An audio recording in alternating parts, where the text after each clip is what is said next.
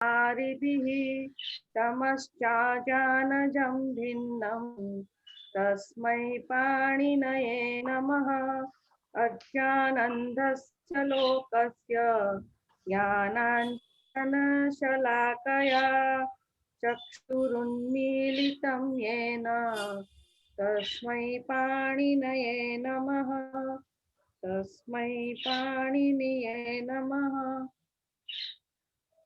धन्यवाद भगिनी, बहुत धन्यवाद।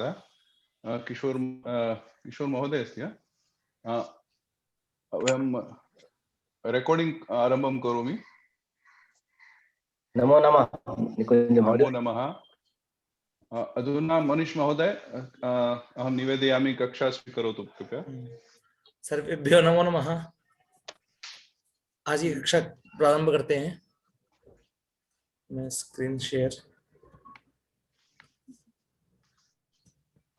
पूर्व कक्षा में आप सभी को सार्वधातुक आर्धातुकयोः उतो वृद्धि लुकी हली और क्या कहते हैं ऊर्णोत्तर विभाषा गुणोपृक्ते अचोनिति किंगिति च इत्यादि सूत्र समझाए गए थे आपको। अब इस कक्षा में सार्वधातुक आर्धातुकयोः इस सूत्र की तरह ही एक सूत्र है और जो आज इस कक्षा में हम प्रारंभ करते हैं। सूत्र का नाम है पुगंत लघु पदस्य च। क्या नाम है? पुगंत लघु पदस्य च। तो यह सूत्र कहता है कि अंग की उपधा के लघु इक को गुण होता है। कब होता है? आगे लिख लीजिए। सार्वधातुक और आर्धातुक परे होने पर। ठीक है।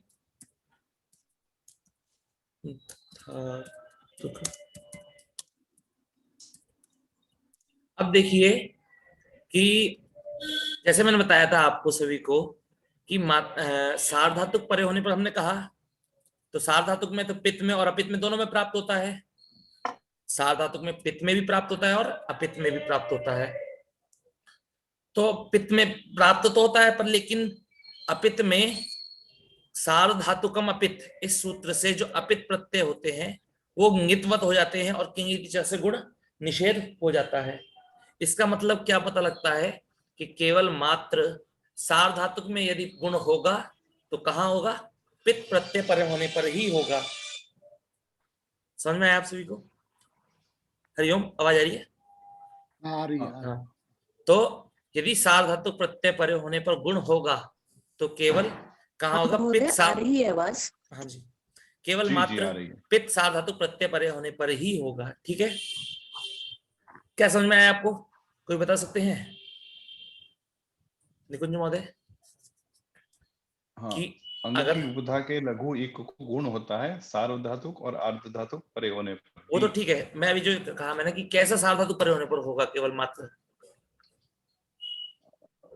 पित्त प्रत्यय। हाँ, केवल पित्त सार्वधातुक प्रत्यय परे होने पर ही गुण होगा।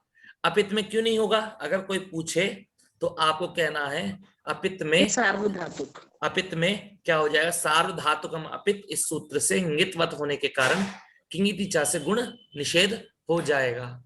अब इस सूत्र को जो हमने पढ़ा है पुगंत लघु पदस्य च, इस सूत्र को समझते हैं। समझने से पूर्व एक बार आर्धातुक में भी विचार कर लेते हैं। सार्वधातुक में हमने विचार किया कि सार्वधातुक कैसा होना चाहिए? पित्त सार्वधातुक होना चाहिए। अब आर्धातुक कैसा होना चाहिए? तो बोलते हैं कि कित ङित यित और णित इनसे भिन्न होना चाहिए आपका। ठीक है, किस कारण से भिन्न होना चाहिए?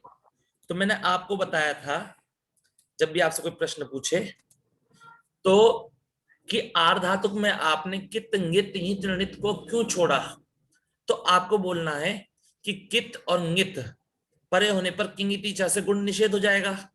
तो कित और ङित प्रत्यय बाद में होंगे तो गुण नहीं हो पाएगा। और यित और णित में क्या दिक्कत है? तो कहना है कि यित और णित में गुण नहीं होगा, वृद्धि होगी। किस सूत्र के द्वारा? अचोय नीति, इस सूत्र के द्वारा वृद्धि होगी। तो हमारा कार्य क्या था? गुण करना। तो उस गुण को चेंज किसने कर दिया? कित ने कर दिया और यित णित ने कर दिया। इस कारण ये 4 प्रत्यय बाद में होंगे आर्धातुक में, तो आपका गुण नहीं होगा। तो अब देखिए, आप सभी लोग एक बार मेरे साथ बोलिएगा मन में ही कि केवल मात्र पित सार्वधातुक प्रत्यय परे होने पर ही गुण होता है, और कित नित यित णित से भिन्न आर्धातुक प्रत्यय परे होने पर ही गुण होता है। प्रश्न दोबारा कहता हूं, मैंने कित और ङित किस लिए बोला, कित और ङित को क्यों छोड़ा गया, तो किंगिति च इस सूत्र के द्वारा, ठीक है, और ङित णित को अचोयणिति इस सूत्र के द्वारा, ठीक है। अब देखिए, क्षम्यता महोदय, थोड़ा धीरे धीरे बोलेंगे, हम लोग लिख लेते हैं, प्लीज थोड़ा जी धीरे महोदय। बोलेंगे। पुनः बता महेश महोदय, आपने पित तो लिखा नहीं है इसमें। जी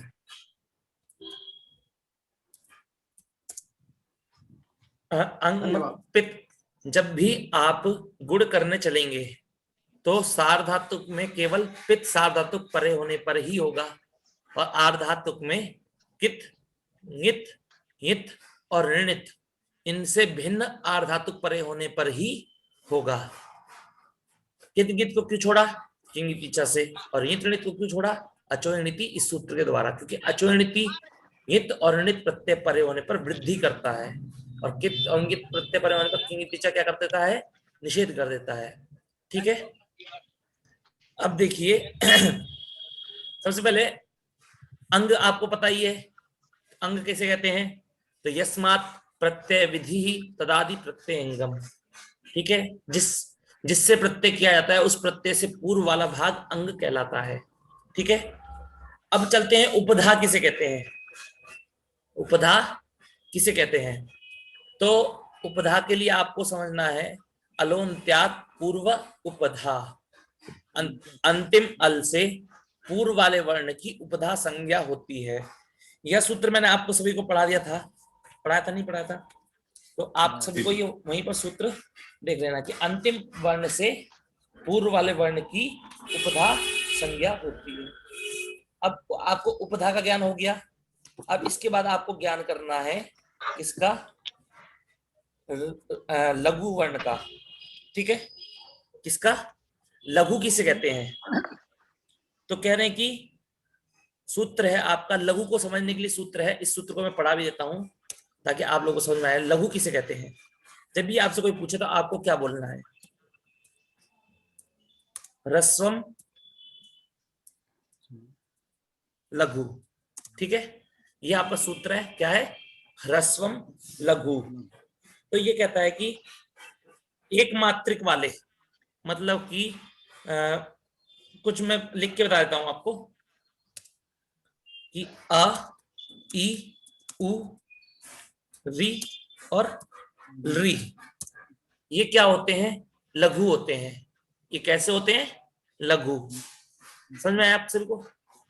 अब इनमें से देखिए, ये कह रहा है लघु इक होना चाहिए, कैसा होना चाहिए, लघु इक। तो इक में क्या क्या आते हैं, ई, उ, री और री।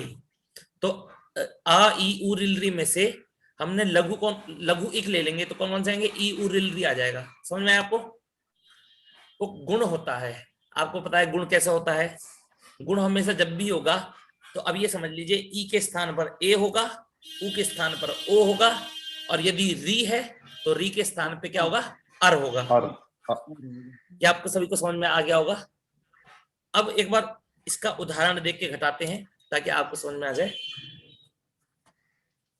तो अब ले लेते हैं धातु आपके लिए, विद धातु है, ठीक है, ये उदाहरण है आपका, ठीक है।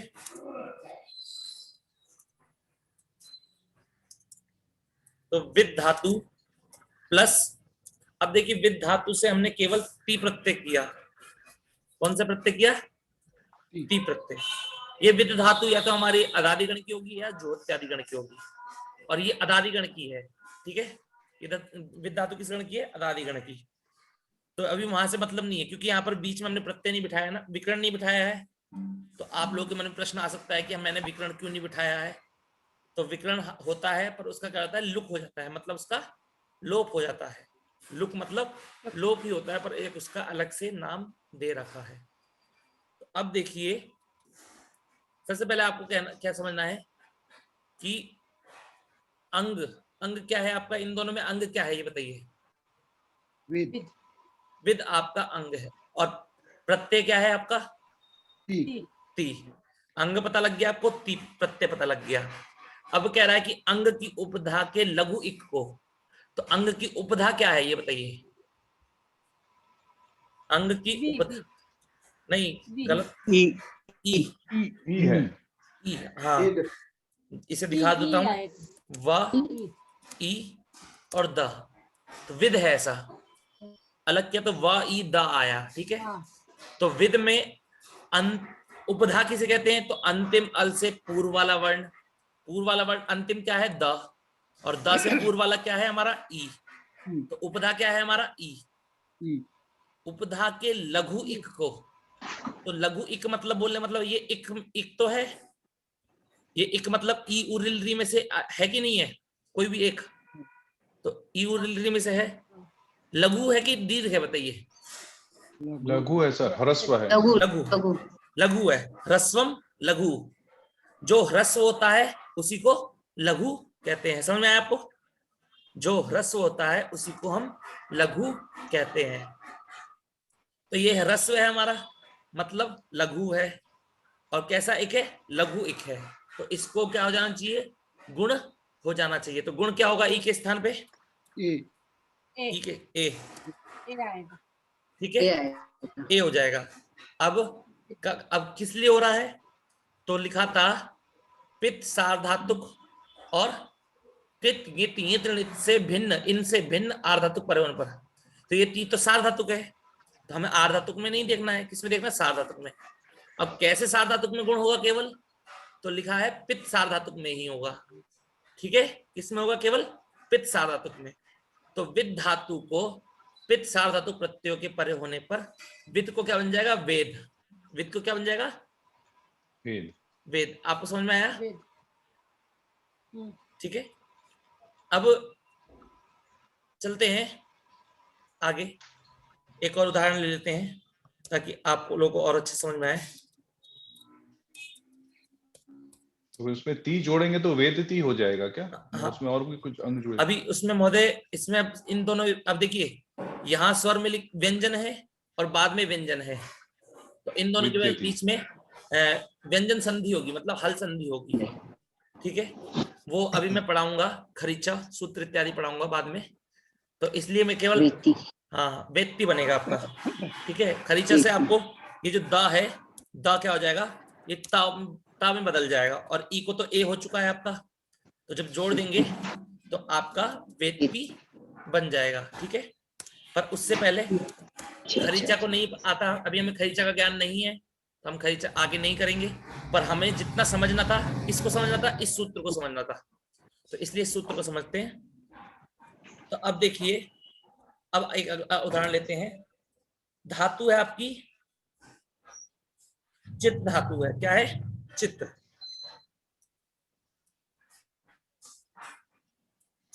अब चित्त धातु प्लस आया ती प्रत्यय, तो क्या होगा बताइए। उपधा है हमारी क्या, अंग क्या है हमारा, चित्त, और प्रत्यय क्या है हमारा, ती। तो अंग की उपधा क्या है, ई, वो ई है हमारा, लघु इक है कि नहीं है, लघु इक है जी। तो उसको गुण हो जाएगा, गुण हो जाएगा, तो कैसे हो जाएगा, चित्त को क्या हो जाएगा, चेत, ठीक है, ठीक है, चेत हो जाएगा। अब चलते हैं मोमुद, ठीक है। अब मोमुद में देखिए, अब इसको क्या होना चाहिए, अब इसमें भी देखिए उपधा में लघु इक है कि नहीं है, तो इसको ती प्रत्यय पर होने पर क्या हो जाएगा, इसको भी गुण हो जाएगा, तो मोमुद को क्या हो जाएगा, मोमोद, मोमोद, ठीक है। ऐसे ही बुध को देखिए, बुध धातु है, बुध धातु प्लस ती प्रत्यय बाद में आया, ठीक है। या फिर ये मान लीजिए बुध धातु हमारी, बुध धातु है तो बीच में हमारा क्या आएगा, शब्द प्रत्यय आएगा। अब बुध धातु, अब शब्द में क्या बचेगा ये बताइए, अ बचेगा, केवल अ बचेगा, तो ये आ है जो हमारा, जो आ है कौन सा है, शब का आ, ठीक है। तो ये आ कैसा है, कैसा सार्वधातुक है कि आर्धातुक है? शीत सार्वधातुक। सार्वधातुक। ये शब है जो, शब हमारा सार्वधातुक है। और कैसा सार्वधातुक है कि पित्त है कि अपित्त है? पित्त। पित्त है। क्यों? क्योंकि शप में तालव्य श की इत संज्ञा होने से सार्वधातुक का ज्ञान हो गया हमें, और प की इत संज्ञा होने से पित्त का ज्ञान हो गया, ठीक है। तो अभी हमारा अ कैसा है, सार्वधातुक पित्त है, इस कारण बुध को क्या हो जाएगा, बोध हो जाएगा, ठीक है। और जब जोड़ देंगे तो क्या बन जाएगा, बोधती, ठीक है। हमारा समझ में आया आप सभी को कि केवल मात्र यदि अपित सार्वधातुक प्रत्यय पड़े होने पर गुण करेगा तो केवल मात्र किस में करेगा, पित्त सार्वधातुक में, और अपित और आर्धातुक में करेगा तो क्या हो जाएगा, कित गित ईत नित से भिन्न आर्धातुक पड़े होने पर गुण करेगा, ठीक है। एक और बात समझ लेते हैं। हाँ जी, महोदय बुध जो है भवादिगण की है क्या धातु? हाँ जी, बुध भवादिगण की है, इसी कारण शब्द विकरण लगाया गया, ठीक है। धन्यवाद। तो इसको विकरण लगाया, बाकी को विकरण क्यों नहीं लगाया? क्योंकि बाकी की जो धातु थी, दोनों धातु वो किस गण की थी, अदादि गण की है। किस गण की है, अदादि गण की। और आपको पढ़ाया गया है कि अदादि गण की धातु, हाँ, विकरण का शपलुक हो जाता है, इस कारण से वहां विकरण बचेगा ही नहीं, ठीक है। धन्यवाद। तो हाँ, अब देखते हैं, अब आगे चलते हैं, एक बार री का उदाहरण और ले लेते हैं लास्ट, ठीक है, ताकि आपको ई का ले लिया, ऊ का ले लिया, अब री का लास्ट ले लेते हैं। तो आपका है सरी सिर्फ, तो ये देखिए सरी सिर्फ प्लस हो गया हमारा ती प्रत्यय। तो अब देखिए जो श्री ये है, री है, उपधा में लघु इक है कि नहीं है जी, तो लघु इक को गुण हो जाएगा, तो गुण क्या होगा, अर होगा। अर होगा। री के स्थान पर गुण होता है तो अर होता है, तो क्या हो जाएगा, हमने थोड़ा अलग कर दिया तो अर हो जाएगा, मिला देंगे, सरी सर्प हो जाएगा। क्या हो जाएगा, सरी सर्प था तो अब हो जाएगा सरी सर्प, ठीक है, और सरी सर्पती बनेगा, ठीक है। समझ में आपको सभी को कि गुण कैसे करना है। आपको गुण करने वाले केवल मात्र 2 सूत्र मिले हैं अभी। कौन कौन से सूत्र मिले हैं बताइए। एक तो है आपका सार्वधातुक आर्धातुक यो हो। देखिए गुण करने वाला वो गुण बाद में मांगता है, गुण करता नहीं है, गुण बिठाता नहीं है, वो गुण बाद में मांगता है, आद गुण या अतो गुणे, ठीक है। सब आपका जो गुण करने वाले 2 सूत्र कौन कौन से हैं मैं बताता हूँ। सार्वधातुक आर्धातुक यो हो, और एक हो गया अभी जो पढ़ाया पुगंत लघु पदस्य च, ठीक है। समझ में आया सभी को। अब चलते हैं आगे, तो नाभ्यस्त, अब इसके अपवाद सूत्र पढ़ते हैं। अब मैंने आपको बताया है कि जब हम कोई सूत्र पढ़ लेते हैं उस कार्य को करने के बाद उसके अपवाद, मतलब कि उसको रोकने वाले, उसमें चेंजेस करने वाले लोग आ ही जाते हैं, ठीक है। आप कोई भी कार्य करने चलेंगे, जिस प्रकार कहते हैं कि जब भी हम कोई देव कार्य करने चलते हैं, हमारे गुरुजी का कहना था कि जब भी हम कोई देव कार्य करने चलते हैं तो उस कार्य में राक्षस प्रवृत्ति विघ्न डालती रहती है। तो इस प्रकार राक्षस प्रवृत्ति नहीं है ये, पर लेकिन क्या है कि हमारा जो गुण करने का कार्य था उस कार्य को निषेध करने या चेंज करने के लिए सूत्र पाणिनि जी ने बनाया। तो पाणिनि जी ने बनाया इसलिए मतलब कोई राक्षस प्रवृत्ति तो होगी नहीं, पर एक नियम है, एक बताया गया है ऐसा। तो कार्य को रोकने के लिए तुरंत सूत्र आया नाभ्यस्तस्याचि पिति सार्वधातुके, ठीक है। तो ये कहता है, सबसे पहले देखिए इस सूत्र से थोड़ा बहुत इसी सूत्र से समझते हैं। सबसे पहले क्या है, न, क्या है, न मतलब क्या होता है, नहीं होगा, नहीं, पहले ही पता लग गया, ना मतलब नहीं।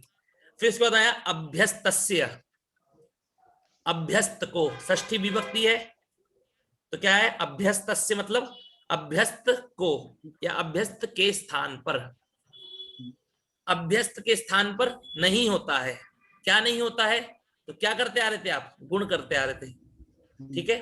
तो क्या अर्थ बन गया आपका, कि अभ्यस्त के स्थान पर गुण नहीं होता है। अब कब नहीं होता है? तो देखिए, अचि पिति सार्वधातु के इन तीनों में सप्तमी विभक्ति है। इन तीनों में कैसे विभक्ति है? सप्तमी विभक्ति है। तो क्या अर्थ बनेगा? अजादि पित सार्वधातुक परे होने पर गुण नहीं होगा। समझ में आया आपको? अजादि पित सार्वधातुक प्रत्यय परे होने पर गुण नहीं होगा। एक बार आप लोग फिर से समझिए कि नाभ्यस्तस्याचि पिति सार्वधातुके, ठीक है, इसमें ना का मतलब आपको पता है, नहीं। ना का मतलब होता है नहीं। अभ्यस्त माने क्या होता है? उभे अभ्यस्तम, आपको पढ़ाया गया था, आपको याद होगा। उभे अभ्यस्तम,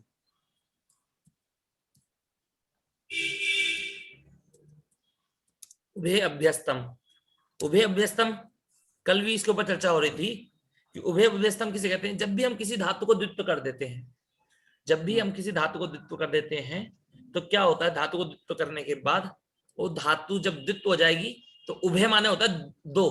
उभय माने क्या होता है? दो। तो दोनों को क्या कहते हैं? हम अभ्यस्त कहते हैं। अभ्यस्त कब बनेगा? जब धातु को द्वित्व होगा। कब होगा धातु को द्वित्व? तो बताया, ठीक है, 5 प्रत्यय बताए थे। कब? 5 प्रत्यय बाद में होने पर। तो यही समझिए कि जब धातु, यदि आपकी जो धातु है वो अभ्यस्त है, अभ्यस्त मतलब उस धातु को द्वित्व हो चुका है, तो उसके लघु इक को गुण नहीं होगा। उपधा के लघु इक को गुण नहीं होगा। कब नहीं होगा? तो अजादि पित सार्वधातुक प्रत्यय परे होने पर गुण नहीं होगा। इसको समझते हैं, ठीक है। इसका अर्थ देखिए, मैंने लिखा है अभ्यस्त अंग की उपधा के लघु इक को गुण नहीं होता है अजादि पित सार्वधातुक प्रत्यय बाद में होने पर, ठीक है। मतलब इसका मतलब कुछ समझ में आया कि अजादि पित सार्वधातुक प्रत्यय परे होने पर नहीं होता है, पर हलादि पित सार्वधातुक प्रत्यय परे होने पर गुण हो जाता है, ठीक है। तो अब इसका एक बार निषेध समझ लेते हैं कैसे होगा। हमारी धातु है निज, ठीक है, धातु है निज, उसको जब द्वित्व कर दिया हमने तो बन गया ने निज, ठीक है। अब ये निज को ने निज कैसे बन गया? आपने तो हमें पढ़ाया था, तो द्वित्व करना तो हमें सिखाया था, पर यहाँ तो निज को निज होना चाहिए था। तो आपको जो मैंने द्वित्वाभ्यास पढ़ाया था वो सामान्य द्वित्वाभ्यास था, विशेष नहीं पढ़ाया था। तो विशेष आपको बाद में पढ़ाएंगे। तो अभी केवल समझ लीजिए कि निज धातु को द्वित्व करने पर क्या बना? हमारा नेनिज बना। अब नेनिज बनने के बाद में अब हमने लाए प्रत्यय, कौन सा लाए? आनी। अब इस प्रत्यय की पहचान करिए। इस प्रत्यय की पहचान कौन कर सकता है? ये प्रत्यय कैसा है? अजादिपित। अजादिपित, बिल्कुल सही। ये प्रत्यय कैसा है? अजादिपित है, ठीक है। आनी मतलब आनी सार्वधातुक है। क्यों सार्वधातुक है? क्योंकि लट लोट लंग विधिलिंग इन चारों के अंतर्गत आता है ना आनी, और आता है और कैसा है? पित है, और कैसा है? अजादि, ठीक है। तो हमें प्रत्यय की पहचान कर ली, अजादि पित है। तो अजादि पित प्रत्यय परे होने पर क्या कह रहा है? ये अजादि पित प्रत्यय बाद में होने पर क्या नहीं होता है? अभ्यस्त अंग की उपधा के लघु इक को गुण नहीं होता है। समझ में आया आप सभी को? तो गुण नहीं होगा इसे। जो निज था, ने निज का जो ई भाग है, ने निज के निज नकार उत्तरवर्ती इकार, उसको गुण नहीं होगा।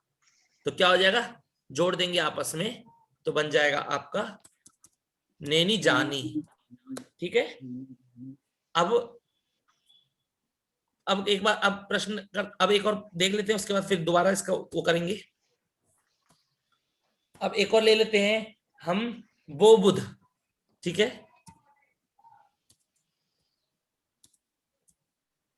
वो बुध, वो बुध धातु है आपकी। धातु क्या है आपकी? बुध।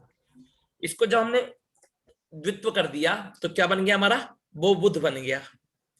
अब ये धातु द्वित्व है आपकी, द्वित्व हुआ है मतलब क्या है? अभ्यस्त है। द्वित्व हुआ है इसका मतलब क्या है? उभे अभ्यस्तम, इस सूत्र के द्वारा अभ्यस्त है। अब इससे क्या कर लगाया हमने, आव प्रत्यय। ठीक है, ये आव प्रत्यय कैसा है, आजादी पित्त। आजादी पित्त है। आजादी प्रत्यय होने के कारण क्या हो जाएगा, पहले तो इसको पुगंत लघु पदस्य च, दोनों में, ऊपर वाला भी जो बताया और नीचे वाला, दोनों को फिर से बताता हूं कि दोनों में पहले क्या था कि पित्त साधातुक तो है ही, चाहे आजादी हो चाहे हलादी हो, पित्त तो मिल गया था। तो पुगंत लघु पदस्य च ने कहा कि मैं उपधा के लघु इक को गुण करूंगा, क्योंकि आपका यहां पर उपधा क्या है, दोनों में देखिए, निज में ई और उद्बुद्ध में उ, उपधा में लघु इक है, बिल्कुल सही, लघु इक है। और उसकी शर्त क्या थी कि पित्त प्रत्यय बाद में होना चाहिए। क्या होना चाहिए, पित्त प्रत्यय। तो बाद में पित्त प्रत्यय था आनी, तो पित्त प्रत्यय होने पर इसे गुण होना चाहिए था, पर तुरंत सूत्र आ गया, कौन सा आ गया, नाभ्यस्तस्याचि पिति सार्वधातुके। इसने क्या कहा कि यदि आपका अंग अभ्यस्त है तो उसके लघु इक को गुण नहीं होगा। कब नहीं होगा, अजादि पित्त सार्वधातुक प्रत्यय परे होने पर नहीं होगा। तो इन दोनों में गुण नहीं होगा, क्योंकि अजादि पित्त सार्वधातुक प्रत्यय बाद में है, और ये अभ्यस्त अंग भी है कि नहीं है, अभ्यस्त भी है, क्योंकि इसको द्वित्व हुआ है। और सूत्र कहा है, हमने ऊपर पढ़ाई है, उभय अभ्यस्तम, जिसको द्वित्व हो जाता है उसकी अभ्यस्त संज्ञा हो जाती है। तो इतना हमने पढ़ा। अब ये प्रश्न अब करते हैं कि यदि अजादि पित्त सार्वधातुक प्रत्यय परे होने पर तो गुण नहीं होगा, और यदि हलादी हुआ तो क्या होगा, तो गुण हो जाएगा, गुण हो जाएगा। अब जैसे कि बोबुध है आपका, और इसके जगह पे मैंने आपका लगा दिया टी प्रत्यय, और यहां लगा दिया आपका सी प्रत्यय। ठीक है, अब टी भी लगा दिया और सी भी लगा दिया। अब आपको ये दोनों बताइए, दोनों पित्त है कि नहीं है, हाँ जी, सिप और तिप। पित्त प्रत्यय, कैसा पित्त है, प्रत्यय, हलादि पित्त, हलादी पित्त है। हलादी पित्त। हाँ, तो नाभ्यस्तस्याचि पिति साधातुक के सूत्र को निषेध करने के लिए अजादि पित्त चाहिए, हलादी पित्त नहीं चाहिए। तो हलादी पित्त है यहाँ पर, तो क्या होगा, इसको गुण हो जाएगा। ठीक है, गुण होगा तो नेनिज के ई को गुण होके ए हो जाएगा, और बोबुद को ओ हो जाएगा। समझ में आया आपको, ठीक है, इतना समझ में आया ना, दोनों सूत्र समझ में आ गए आपको।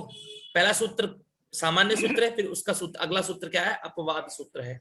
आप इसका अभ्यास करेंगे, और यदि एक बार आपको समझ में आ जाता है, जैसे आपको लोगों को समझ में आ गया होगा, यदि एक बार आपको समझ में आ गया तो आप ये निश्चिंत रहिए कि आपको व्याकरण समझ में आ जाएगी। यदि एक बार भी नहीं समझ में आया तो दिक्कत होती है। यदि एक बार समझ के आने के बाद यदि आप भूल जाते हैं तो दोबारा याद कर सकते हैं। जी, हेलो, हाँ जी नूतन जी, आप कुछ कह रही हैं? सही है, हलादी वाला फिर से एक बार जरा समझाइए ना जरा। हाँ प्लीज फिर से एक बार बता दीजिए। जी देखिए, सबसे पहले हलादी और आजादी दोनों का उदाहरण घटाते हैं। ठीक है,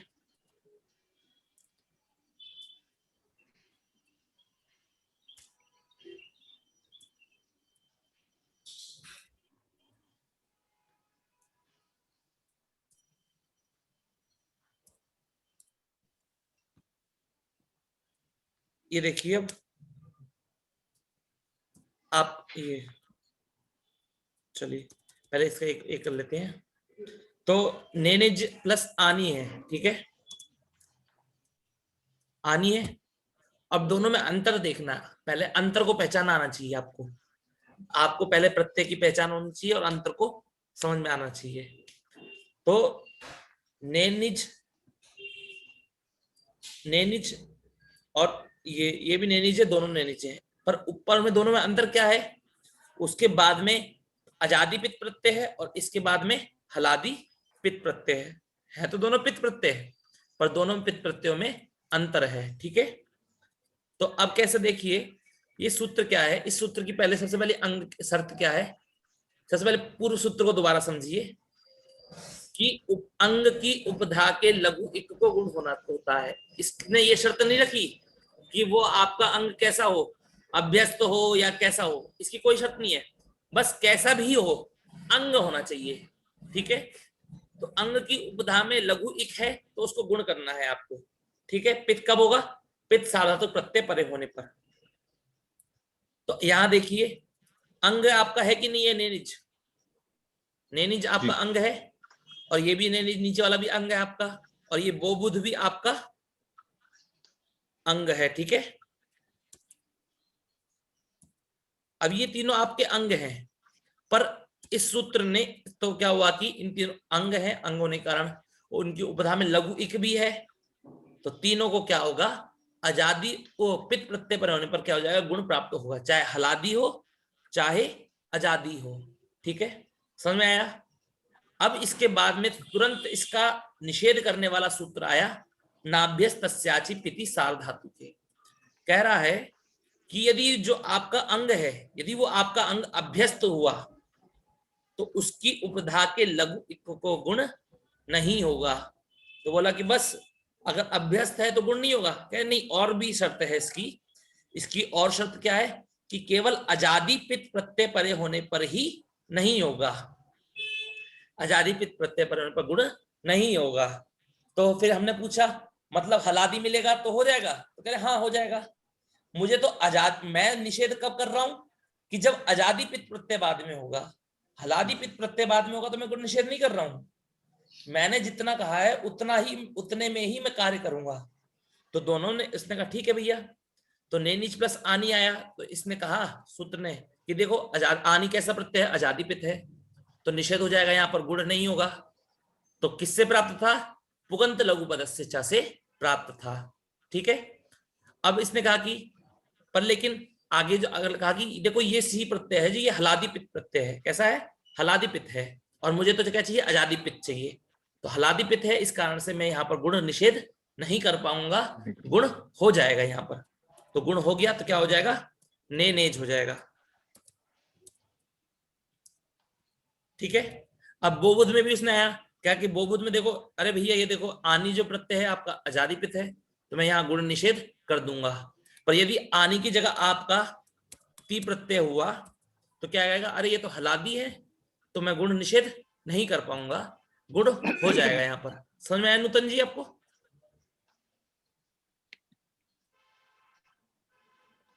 सर आया कोई बात नहीं, अगर अभी समझ में आ जाए बाद में तो अच्छे से तैयारी करवा ही दूंगा मैं। कहाँ गए? मुझे वृद्धि, मैंने इतना सारा लिखा था, कहाँ गया सारा? ये रहा। मुझे वृद्धि, अब चलते हैं आगे। मुझे वृद्धि, सूत्र है आपका मृजेर वृद्धि, ठीक है। ये केवल एक धातु के लिए है मात्र। देखिए जैसे आपने सूत्र पढ़े अभी, पुगंत लघु पदस्य च, वो कितनी भी धातुओं में लग सकते हैं, ठीक है। पर ये जो सूत्र है केवल एक ही धातु में लगेगा, और कौन सी धातु में लगेगा? केवल मात्र मृज धातु में, ठीक है। तो ये क्या कहता है कि मृज धातु की उपधा के लघु इक को करोगे तो आप क्या करनी है? आपको वृद्धि होती है। मृज धातु के लघु इक को क्या होती है? वृद्धि होती है। तो अब देखिए मृज धातु की उपधा में क्या है? लघु इक क्या है हमारा? री, री। अब री को वृद्धि होगी तो क्या होगी? आर, आर, अर्नी आर। आर आर गुण होगा तो अर, और वृद्धि होगी तो आर, ठीक है। तो मृज धातु को वृद्धि, अब एक बार पहले पूरा घटाते हैं। मृज धातु है आपकी मृज, और पूरी स्थिति घटाएंगे इसकी एक बार, तभी आपको अच्छे समझ में आएगा। अब मृज धातु के बाद में हमने लगा दिया टी प्रत्यय, ठीक है। अब सबसे पहले ये लोग ये जो सूत्र मैं आपको पढ़ा रहा हूँ किसके अपवाद हैं? पुगंत लघु पदस्य च के। तो पुगंत लघु पदस्य च के अपवाद हैं, इसका मतलब कि यहाँ पर पुगंत लघु पदस्य च प्राप्त होगा कि नहीं होगा? बताइए। उसकी शर्त थी पुगंत लघु पदस्य च की, उपधा में यदि लघु इक है तो उसको पित्त सार्वधातुक प्रत्यय पर होने पर गुण हो जाएगा। तो यहाँ ती प्रत्यय पित्त सार्वधातुक है, और मृज में भी लघु इक है उपधा में, तो यहाँ गुण होना चाहिए था। गुण होकर क्या बन जाता आपका? मर्ज बन जाता, ठीक है। अब इसने कहा कि भैया गुण नहीं होगा, यहाँ पर क्या होगी? वृद्धि होगी। तो वृद्धि क्या होती है? आर। री के स्थान पर वृद्धि क्या होती है? आर होती है। तो क्या हो जाएगा आपका? क्या बन जाएगा? मार्च, मार्च। मार्च क्या बन जाएगा? मार्च। इतना समझ में आया आपको? हाँ। इतना समझ में आ गया ना? सिर्फ इतना ही समझना है। अभी आगे आपने देखी, आपको पुस्तक में जो लोग देख रहे होंगे उसमें लिखा होगा मार्च टी, तो यहाँ तो मार्च है और बाद में ती प्रत्यय है, तो यह मार्च टी कैसे बन गया? तो इसकी प्रक्रिया आगे की है। अभी हमें जितना समझना है हमने उतना समझ लिया है। अब चलते हैं, देखिए अब इसके बाद इसको सबको समझ में आ गया क्या? केवल बात इतना ही है कि मृज धातु को क्या होगी? वृद्धि होगी। क्या होगी? मृज धातु को वृद्धि होती है। अब कहा, अब आ गया वार्तिक आ रही है, ठीक है? वार्तिक आ रही है और वार्तिक ये देखिए लिखा है ना, मैंने वा लिखा है, तो वाह ये वार्तिक का ज्ञान करा रहा है, ठीक है? और इसमें देखिए थोड़ा सा, इसमें भी वाह है, इस वार्तिक में के अंदर भी वाह है, तो वाह इष्यते, वाह इष्यते मतलब, वाह मतलब मैंने आपको क्या बताया था? विकल्प से। यदि किसी सूत्र में वार्तिक में वाह, अन्य तरस्याम, विभाषा या किसी ऋषि का नाम बोला जाता है, तो वह जो सूत्र या वार्तिक विकल्प से कार्य करती है। तो कहते हैं कि वाह इष्यते मतलब, वाह मतलब विकल्प, और विकल्प से चाहते हैं। क्या चाहते हैं विकल्प से? कि मृज धातु की उपधा के लघु इक को विकल्प से वृद्धि हो। अगर वृद्धि हो तो क्या ऐसे हो? विकल्प से वृद्धि हो, ठीक है? तो अब वृद्धि हो जाएगी इसको, तो अब वृद्धि होने के बाद कब होगी वृद्धि? कहाँ वृद्धि? विकल्प से कहाँ होगी? अजादि कित और ङित प्रत्यय परे होने पर हो, ठीक है? अजादि कित और ङित प्रत्यय परे होने पर हो। तो अजादि कित कित प्रत्यय परे, अब देखिए कित कित मतलब समझ में आया आपको? कित कित बोला है तो मृज धातु है और इससे हमने लगाया, आपका प्रत्यय लगा दिया हमने अंति। इस प्रत्यय की पहचान करिए कोई। आजादी, आजादी आजादी तो है, पित्त। लट लकार, आजादी लट अपित। लकार, आजादी पित्त। हाँ, आजादी आजादी अपित सार्वधातु। बिल्कुल सही। आजादी अपित सार्वधातु, क्योंकि पित तो है नहीं है। ती सी मी तू त स आनी आव आम आई आव हई आम ही और अम इसके अंतर्गत आता है क्या? नहीं आता है। तो इसलिए क्या है, ये हमारा पित नहीं है, क्या है? अपित है। और कैसा अपित है? आजादी अपित है, ठीक है? तो अपित है, इसका मतलब सार्वधातुकम अपित, इस सूत्र से क्या होता है? ङितवत हो जाता है, ठीक है? क्या हो जाएगा? सार्वधातुकम अपित इस सूत्र से ङितवत हो जाएगा। तो ङितवत होने पर अब ङित मिल गया, नहीं मिल गया?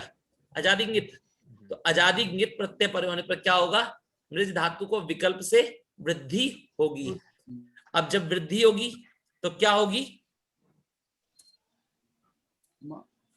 मार्च, मार्च, ठीक है?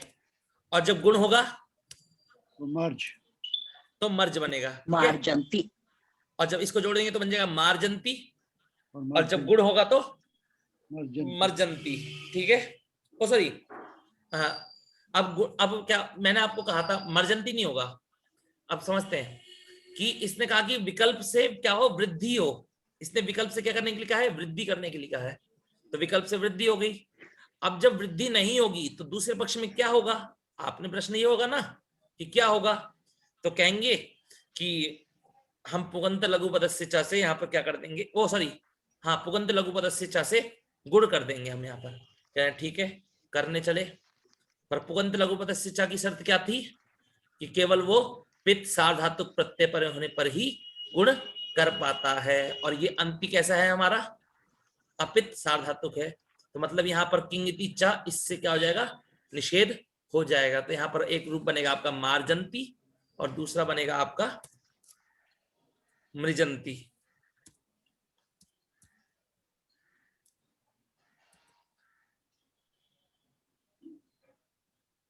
ये सचिन शेरावत जी, अच्छा, तो अब देखिए समझ में आया आपको? ये अच्छे से आप लोगों को समझ में आ गया होगा।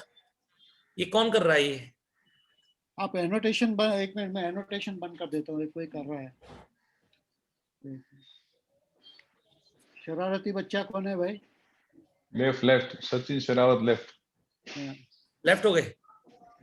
हाँ ठीक है। लेफ्ट हो गए, लेफ्ट कर दिया गया? ना ना, जो भी है लेफ्ट हो गए। अच्छा हो गए। हाँ, तो अब इसका मतलब केवल इतना है कि देखिए किसी भी धातु को गुण होगा तो कहाँ होगा? पित्त प्रत्यय पर होने पर ही होगा, अपित्त में गुण नहीं होगा। तो आप निज धातु के दो रूप बनेंगे। पहला तो बनेगा किससे? किंगित जादव वेश्यते वा, ठीक है। और अच्छे से समझना है तो देखिए, मृज धातु थी, मृज धातु को सबसे पहले अंति था, तो मृज धातु को अंति अपित प्रत्यय है। तो क्या हुआ कि हमने बोला, सबसे पहले बोला हमने कि मृजे वृद्धि पढ़ा हमने कि मृज धातु की उपधा के लघु इक को वृद्धि होती है। तुरंत आया किंगिति च, क्या आया? किंगिति च। उसने कहा भैया ये जो अंति आपको दिख रहा है ना, ये आपका इंगित प्रत्यय है। सार्वधातुकम अपित, ये आपका अपित प्रत्यय है, और अपित प्रत्यय होने के कारण ये क्या हो जाता है? इंगितवत हो जाता है। और इंगितवत होने के कारण किंगिति च से क्या हो जाएगा? गुण निषेध हो जाएगा। तो आप यहाँ गुण नहीं कर सकते, वृद्धि नहीं कर सकते मृजे वृद्धि से। उन्होंने कहा ठीक है भैया। तो फिर पाणिनि जी ने फिर वो, ये वार्तिक है, तो वार्तिक किसने बनाई है? कात्यायन। हाँ, तो कात्यायन जी ने कहा ठीक है किंगिति च, तुम मेरे को रोक रहे हो, मैं तुम्हारे को रोकने के लिए एक वार्तिक बना देता हूँ। तो उन्होंने वार्तिक बना दी किंगित्य जादव वेश्यते वाह। इन्होंने कहा कि यदि किंगित हो, और वो कैसा होना चाहिए? यदि आजादी हुआ तो विकल्प से वृद्धि होगी, और दूसरे पक्ष में क्या होता है? जो कार्य प्राप्त होता है वह होता है, ठीक है। यदि आपसे कोई भी पूछे ना विकल्प से मतलब क्या है, तो आपको कहना है कि विकल्प में आपको जो कार्य करने के लिए कहा जा रहा है वह कार्य आपका पहला कार्य है। क्या कार्य है आपका? पहला कार्य है। और दूसरा कार्य क्या होगा आपका? कि जो प्राप्त होगा। आपको क्या बोलना है? जो भी कुछ प्राप्त होगा। अगर जैसे मैंने कहा कि यहाँ पर वृद्धि करनी है विकल्प से, तो आपको यहाँ पर पहले विकल्प से पहले पक्ष में क्या करना है? वृद्धि करनी है, और विकल्प से करनी है तो दूसरे पक्ष में जो कार्य प्राप्त होगा आपको वो करना है। तो दूसरे पक्ष में क्या कार्य प्राप्त था? किंगिति च से गुण निषेध प्राप्त था। तो एक रूप बनेगा मार्जंती और दूसरा रूप बनेगा मृजंती, ठीक है।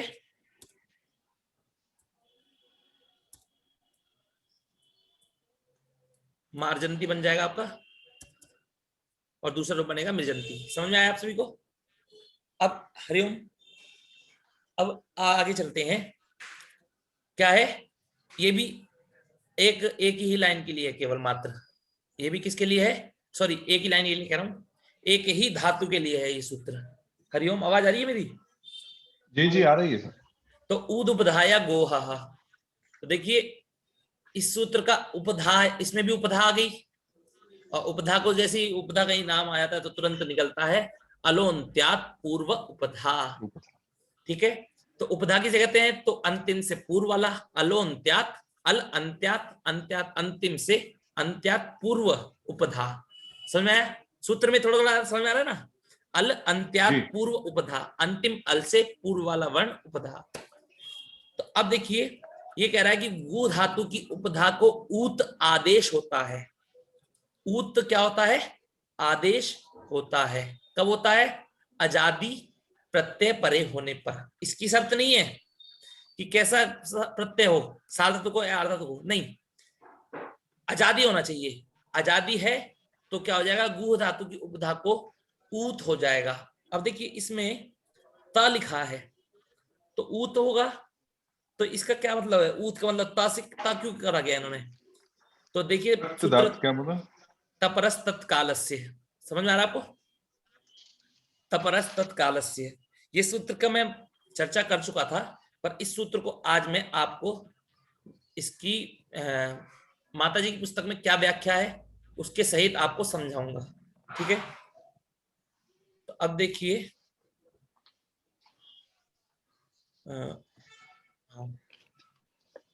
स्क्रीन दिख रही है आप सभी को?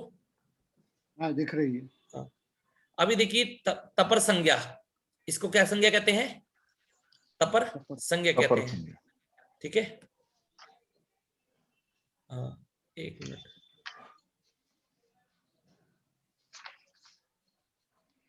तो अब इसको समझने के लिए अब इसमें लिखा है तपर संज्ञा तपरस तत्कालस्य। कौन करता है तपर संज्ञा कौन करता है? तपरस तत्कालस्य। ये सोच लीजिएगा कि आपका अगली कक्षा का प्रश्न भी यही हो सकता है कि तपर संज्ञा किससे होती है। जो मैं वीडियो बनाऊंगा कि तपर संज्ञा किससे होती है, तो आपको क्या कहना है? तपरस तत्कालस्य इस सूत्र के द्वारा होती है। तो इसको समझिए पूरा अच्छे से। क्या कह रहा है कि जिनके अंत में त लगा हो, ठीक है, जिनके अंत में ता लगा हो ऐसे वर्ण तपर कहलाते हैं। तो देखिए आपका जो ये था ऊत है, इसमें ता लगा है कि नहीं लगा है? जी। तो ता लगा है, अंतिम में लगा है, तो क्या हो गया? ये आपका तपर है। ता पर मतलब ता पर में होना मतलब तपर कहलाता है, ठीक है। अब क्या कह रहे हैं बाद में? और ये तपर वर्ण अपने काल वर्ण वाले सवर्णों का बोधक होते हैं, सारे सवर्णों के नहीं। तो ये थोड़ा क्रिटिकल है, इसको समझिए कि ये तपर वर्ण वाले अपने काल सवर्ण वाले सवर्णों के बोधक होते हैं। तो देखिए मैंने आपको बताया था कि अभी केवल इतना समझिए जिसमें 18 प्रकार का लिखा है ना अ, तो मैं आपको 18 प्रकार का अ भी समझाऊंगा एक दिन। तो पहले अभी कितना समझिए कि केवल 3 प्रकार का समझिए। आप केवल कितना प्रकार का समझिए? 3 प्रकार का, ह्रस्व, दीर्घ और प्लुत, ठीक है। अब मैंने पिछली कक्षा में, पूर्व की कक्षाओं में मैं आपको बता चुका था, लेकिन एक बार फिर से बता रहा हूं कि अगर आ का अर्थ 18 प्रकार का होता है, यदि आपको कहीं केवल मात्र आ लिखा दिखे, ठीक है, तो आपको 18 प्रकार, अभी 18 प्रकार ना समझ के आपके समझिए 3 प्रकार का समझना है। जैसे मैं आपको देखिए, मैंने यहां लिख दिया आपका आ लिख दिया। अब इस आ को आपको कितने प्रकार का समझना है? 18 प्रकार का। 3 प्रकार का समझिए, ठीक है। अभी केवल 3 प्रकार का समझिए। 18 में बांट सकते हैं। 18 में भी बांट सकते हैं, 3 में भी बांट सकते हैं, ठीक है। अच्छा, 18 में बांटेंगे तो क्या हो जाएगा? उसके एक हर भाग को बता रहे हैं हम, और केवल 3 में बांटेंगे तो हम केवल उसके मुख्य भाग को बता रहे हैं। और मुख्य भाग कौन कौन से होते हैं? ह्रस्व, दीर्घ और प्लुत। दीर्घ, प्लुत, ठीक है। आप सभी लोग इसको समझिएगा अच्छे से, बिल्कुल कई लोग समझ नहीं पाते हैं। अब ये जो अ है, ये अभी अब आपको कितने वर्णों का ज्ञान करा रहा है? ह्रस्व का भी कराएगा। अभी 3 पकड़ो। हाँ, इससे आपको 3 पकड़ने हैं, तीनों भी पकड़ने हैं। आ बोला है, इसका मतलब आ को निमित्त मान करके आप ह्रस्व आ भी ले सकते हैं, दीर्घ आ भी ले सकते हैं, अथवा प्लुत आ भी ले सकते हैं। जैसे इको यनिचि सूत्र है, ठीक है। इको यनिचि में क्या बोला गया है? ई, ठीक है, उ, री और री। अब ये बताइए आप ई से दीर्घ ई का ज्ञान कैसे कर रहे हो आप? तो ई से हम क्या होता है, ई बोलने से ही उससे हम, हाँ सवर्णी, उसके सवर्णी कौन कौन से हैं? ई का सवर्णी दीर्घ भी है, ह्रस्व भी है, प्लुत भी है, ठीक है। तो ऐसे ही हाँ, इस आ को देखने से क्या होगा? आ का सवर्णी क्या क्या होता है? आ, ठीक है। अभी कभी भी आपको वर्ण सिंगल मिले तो आपको उसके सवर्णी का भी ज्ञान करना है, ठीक है। समझ में आ गया?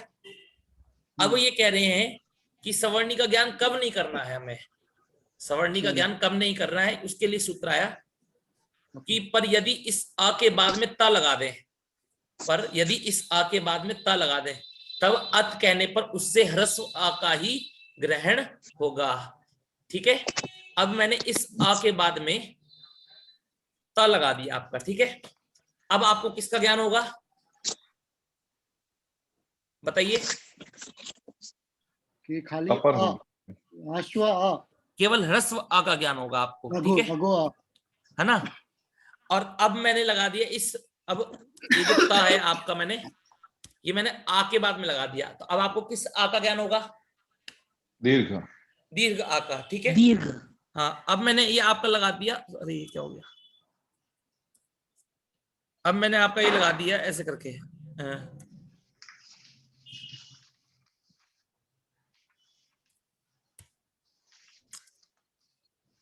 क्या हो रहा है?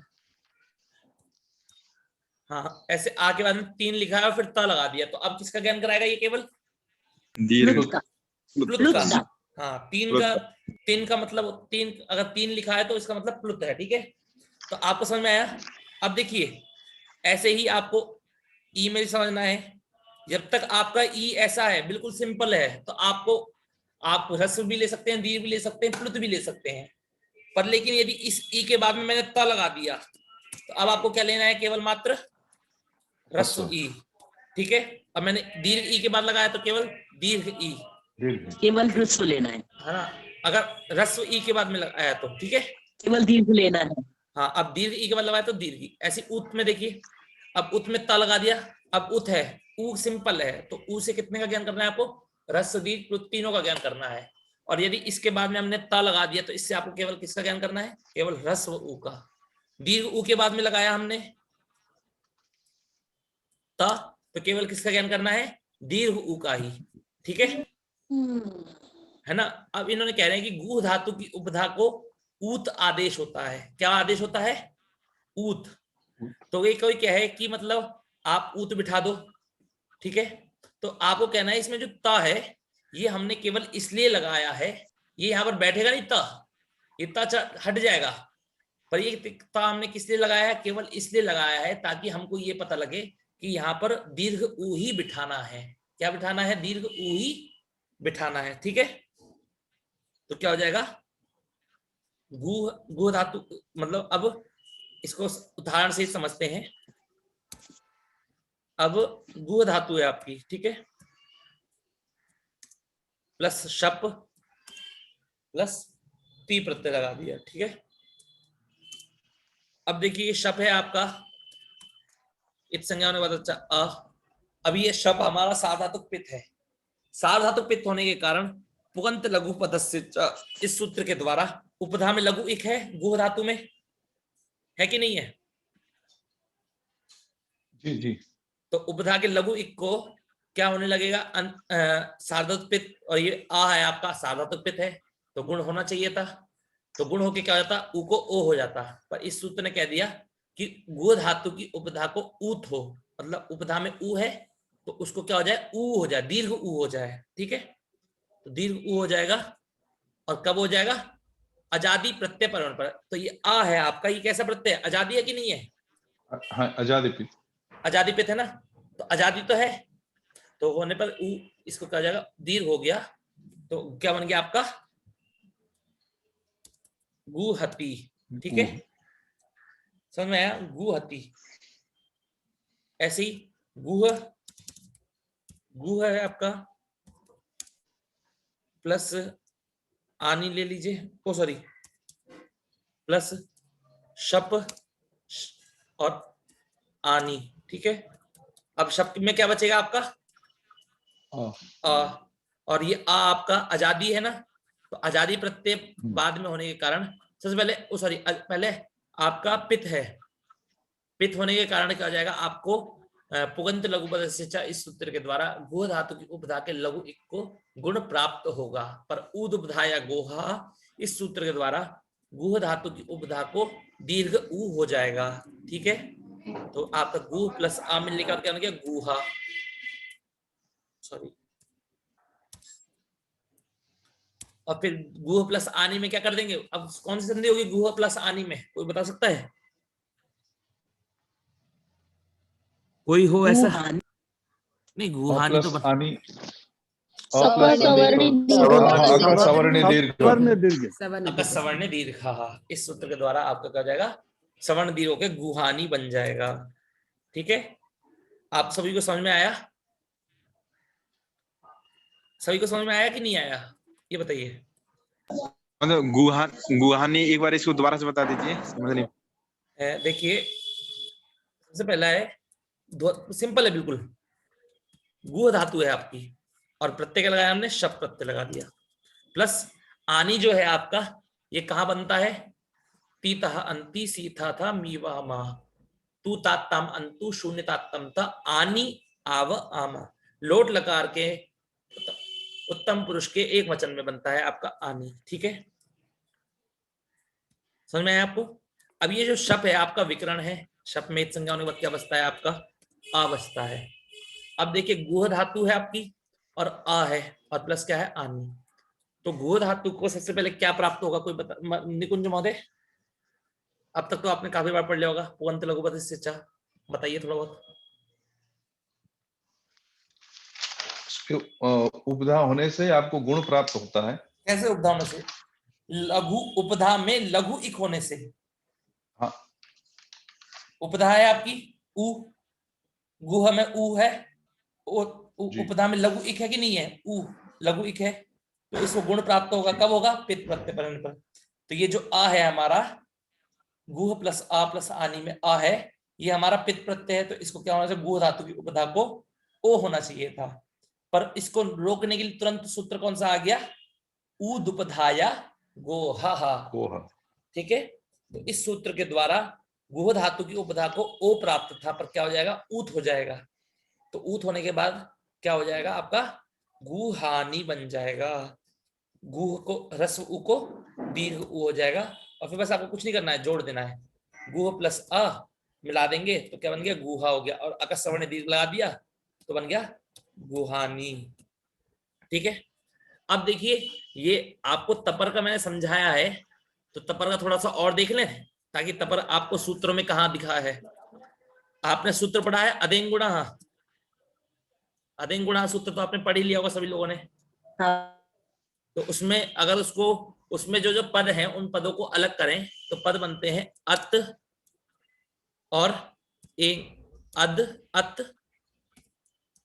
एंग, फिर बाद बनता है गुणः। ये तीन पद होते नहीं होते हैं उसमें। तो ये कह रहा है ये है हमारी गुणः, क्या है? हमारी संज्ञा। गुणः क्या है? हमारी संज्ञा। ठीक है, सभी लोग समझिएगा, संज्ञा मतलब आप सभी को पता है नाम। और ये अत और एंग हमारा क्या है? संगी। क्या है हमारा? संगी। ठीक है, संगी किसे कहते हैं? ये आप सभी लोगों के लिए शायद नया होगा। संगी, संज्ञा तो आप सभी लोगों को पता है नाम, और संगी किसे कहते हैं उसके लिए आप सभी लोगों के लिए नया है। जिसकी संज्ञा रखी जाए, जिसकी संज्ञा जैसे रखी जाए। गुण से गुणी हो, धारण करने वाला। हाँ, ये बिल्कुल सही कह सकते हैं, संज्ञा को धारण करने वाला संगी कहलाता है। ठीक है, ऐसे ही संज्ञा क्या है? हमारी गुण, और गुण संज्ञा को धारण करने वाला कौन है? अ ए ओ। तो अत और एंग ये हमारा क्या है? संगी है। तो एंग में देखिए, एंग में तो ए और ओ आ जाता है कि नहीं आ जाता है? एंग में तो ए और ओ आ जाता है, इससे पता लग गया कि ए और ओ की बात हो रही है। पर यदि हम केवल यहां पर आ देते, केवल अ होता सूत्र में, तो आप क्या समझते? अ हो चाहे आ हो चाहे प्लुत आ हो, तीनों की गुण संज्ञा होती है। समझते कि नहीं समझते? अभी तो आप केवल बोलते हैं कि अ ए ओ की गुण संज्ञा होती है। यदि इसमें सूत्र में ता नहीं होता तो आप क्या क्या अर्थ बनता? ह्रस्व आ, दीर्घ आ और प्लुत आ, और ए और ओ की गुण संज्ञा होती है। पर अब हमने इस आ के बाद में लगा दिया ता। अब ये केवल किसका ज्ञान कराएगा, बता सकता है कोई? ह्रस्व आ की, केवल ह्रस्व आ का ही ज्ञान कराएगा। इससे क्या हो गया कि केवल ह्रस्व आ और ए और एंग की ही गुण संज्ञा होती है। तो संगी कौन है हमारा? आ ए ओ, मतलब अत और एंग। ठीक है, इसी प्रकार वृद्धि आदेश में देखिए, वृद्धि ही, इस पर इनके पदों को अलग अलग करा जाए तो आपका बनता है वृद्धि आत ऐच। ठीक है, ऐच प्रत्याहार में कौन कौन से वर्ण आते हैं ये बताइए? आई ओ। नहीं नहीं नहीं, वो एच है, दोनों में अंतर देखिए। आई आओ। आई औ। हाँ आई आओ। आई आओ। हाँ, आप सभी लोग ध्यान दीजिए, एच और हाँ, ऐच में आई अंतर आओ। है। ठीक है, एच और ऐच में अंतर है। ठीक है, आई औ। हाँ, तो ऐच में आई और आई और औ। औ आता है, तो आई और औ का तो हमें ज्ञान हो गया। पर इसमें देखिए आ है, तो आ में त लगा है, इसलिए हमें पता लगा कि केवल दीर्घ आ की ही ये बात कर रहे हैं। केवल किसकी बात कर रहे हैं? दीर्घ आ की। तो कह रहे हैं दीर्घ आ और आई और औ की ही वृद्धि संज्ञा होती है। आपको समझ में आया कि नहीं आया? सूत्र के द्वारा, सूत्र के द्वारा समझ में आ गया कि महोदय एक सूत्र है आदगुण है, उसमें जो है आप आता तो आप दोनों का ही मतलब जो है बताता है, निर्देश करता है। क्या महोदय? तो कैसे समझे कि ये पंचमी विभक्ति का आद गुणा जो सूत्र है आपका, देखिए आद गुणा जो सूत्र है ना आपका, हरिओम, श्रूयते महोदय। हाँ, आद गुणा जो सूत्र है उसमें आपका तपर नहीं है, उसमें आपका त नहीं है, उसमें आपका क्या है, पंचमी विभक्ति है, ठीक है, पंचमी विभक्ति है, तो इसलिए उसका अर्थ बनता है कि अवर्ण से, उसका अर्थ क्या हमें बनता है, कैसे मालूम पड़ता है कि पंचमी में है या मतलब कि सफर है? आपको पढ़ते पढ़ते मालूम पड़ जाएगा महोदय, ठीक है, आप पढ़ेंगे ना तो आपको मालूम पड़ जाएगा। आप इतने कमजोर कोई भी व्यक्ति नहीं हो सकता कि वो भूल जाए ऐसे करके, हाँ एक बार भूल गया तो किताब देखते ही तुरंत याद आ जाएगा कि यहाँ पर, और इसका अर्थ भी क्या है, आद गुणा का अर्थ क्या है, अवर्ण से, मैंने जो आपको पढ़ाया है अर्थ उसका ये है, अवर्ण से एक परे होने पर गुण होता है, तो अवर्ण से बोल रहा हूं मैं, तो अवर्ण से, तो से मतलब कि किसी भी चीज से बोलते हैं हम, तो पंचमी विभक्ति का प्रयोग करते नहीं, क्या करते हैं, घर से, मैं घर से विद्यालय जा रहा हूं तो गृहात बोलते हैं, तो गृहात में कौन सी विभक्ति, पंचमी विभक्ति है। अब कह रहे अवर्ण से, तो आ से मतलब आत, आत बोलने मतलब अवर्ण से, ठीक है, आपको पढ़ते पढ़ते पता लग जाएगा। अब देखिए अभी 7 मिनट का टाइम ये है जो आपने उपदा जो बताई है, जी, उपदा में आपने बताया कि अल के पहले वाला, हाँ, अल के पहले वाला अल, हाँ, तो वो जो है मतलब जो उपदा होती है जी, लेकिन जो है हल के पहले वाला तो मालूम पड़ रहा है, बहुत से एग्जाम्पल है, लेकिन अल जो जो स्वरों के पहले वाला जो है इसका कोई भी एग्जाम्पल नहीं है, आप कोई एग्जाम्पल दीजिए इसका। आप ले लीजिए, राम ले लीजिए, इसमें बताइए क्या है निकुंज महोदय, उपधा, हाँ, उपधा बताइए, उपधा, राम पूरा है, माँ उपधा है इसमें। इसमें क्या है, उपधा है सर, उपधा क्या है हमारी, म, केवल सिंपल है बिल्कुल, र आ म अ, हाँ, तो र आ म अ, अंतिम में अ है और अ से पूर्व में क्या है हमारा, म, तो केवल इसमें म हमारा उपधा है, ठीक है, समझ में आ गया, आपको उदाहरण मिल गया, ऐसे आप किसी में भी ले सकते हैं, ठीक है, अंतिम अल से पूर्व वाला अल आपका उपधा कहलाता है। अब चलते हैं, एक सूत्र है आपका अत उपधाया, इसको पढ़ने के बाद में मैं आपको एक राम शब्द बनाना सिखाऊंगा, क्या बनाना सिखाऊंगा, राम शब्द, ठीक है, और कभी आपसे कोई पूछेगा ना तो आपको राम शब्द वैसे बनाना है, ठीक है, तो अत उपधाया सूत्र का नाम क्या है, अत उपधाया, अभी मेरे पास 5 मिनट है तो मैं आपको बता देता हूं, अत उपधाया सूत्र है, यह कहता है कि अदुपद धातु, अदुपद माने निकुंज होता है, आपको अदुपद याद आ रहा है, कुछ पढ़ाया होगा शायद आप सभी लोगों को, इसकी उपधा में अ हो इसी, हाँ, जिसकी उपधा में ह्रस्व अ हो, इसमें देखिए अदुपद को भी हम अलग अलग करेंगे ना, जब आपने तपरस तत्काल से पढ़ लिया इसलिए आपको बता रहा हूं, अदुपद को भी जब हम अलग करेंगे तो इसमें बनेगा अत उपध, अत, अत माने अत है, देखिए द दिख रहा है आपको, जो द अदुपद में जी, आपको द दिख रहा है, ये असलियत में क्या है आपका, द है, ये क्या है आपका, त है, त सॉरी त है असलियत में, तो त है अ और तो, उ, हाँ, तो देख ऐसा है, ये मैं बताता हूँ, ये है आपका अत,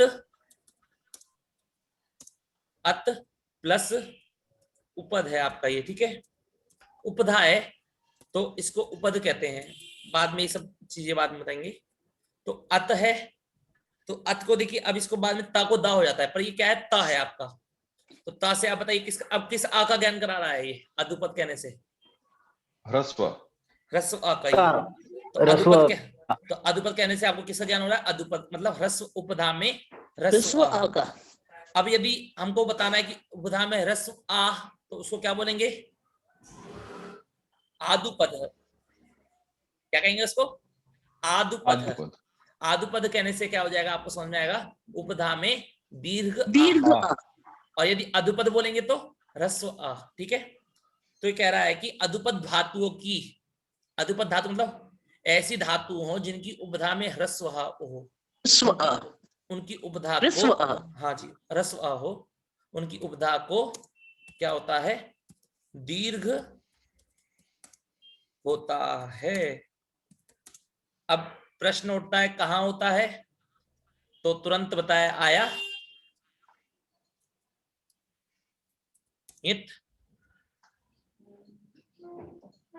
और सॉरी इत और रणित,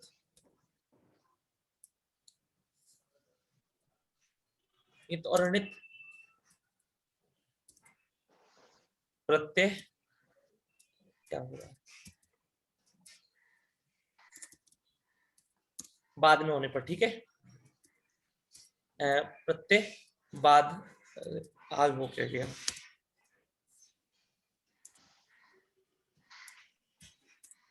अब ये समझ आया आपको कि अधुपद धातुओं की उपधा को दी होता है यित और ऋणित प्रत्यय बाद में होने पर।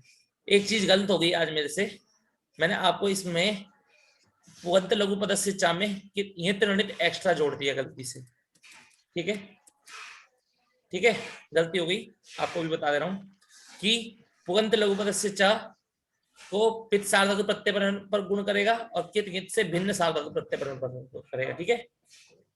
अब देखिए यहाँ पर अत उपधाया है तो अब बाद में अर्थ आपने लिख लिया। अब देखिए सबसे पहले देखते हैं उदाहरण इसका,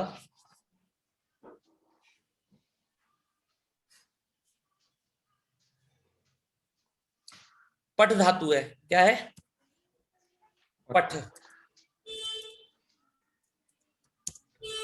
और अभी बताइए ये धातु आपकी कैसी है, अधुपद है कि नहीं है? अधुपद, अधुपद, बिल्कुल सही, अधुपद है।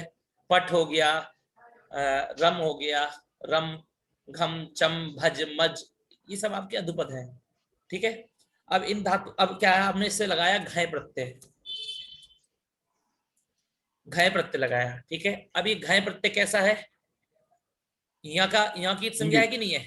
यहाँ इत है, इसमें इत संज्ञा अनुपद केवल बचेगा अ, ठीक है।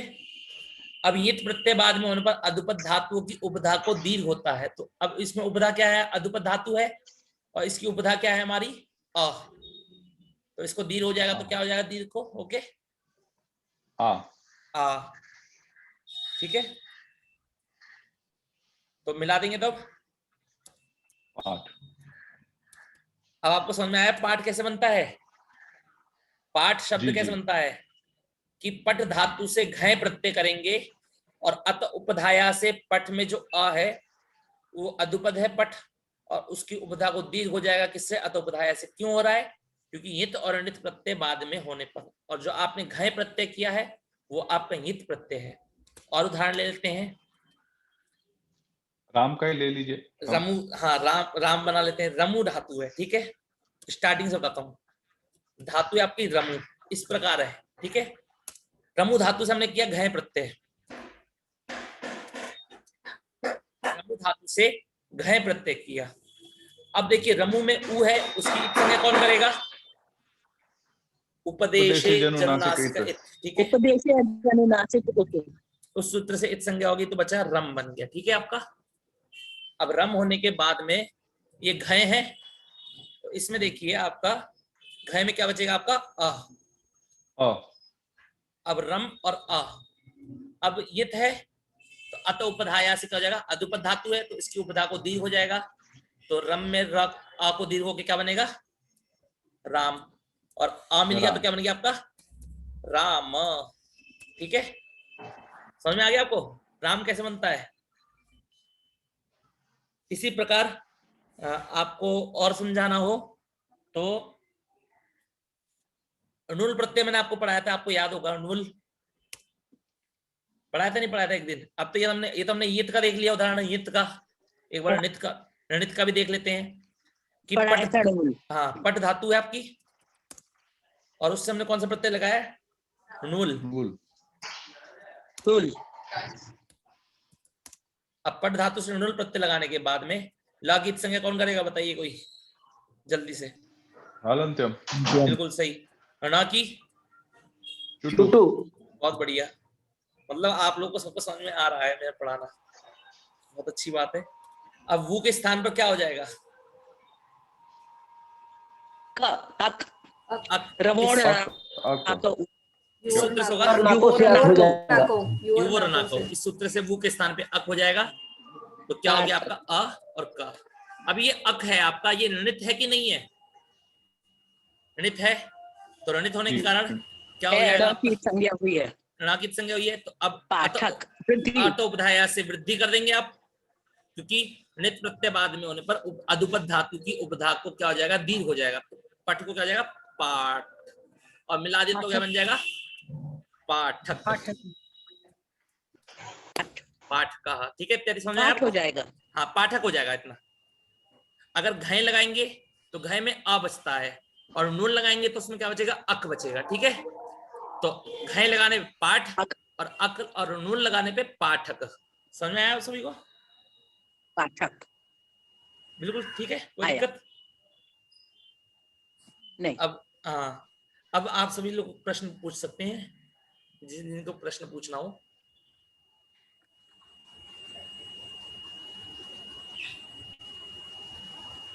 कोऽपि प्रश्नं कर्तुम् इच्छन्ति वा?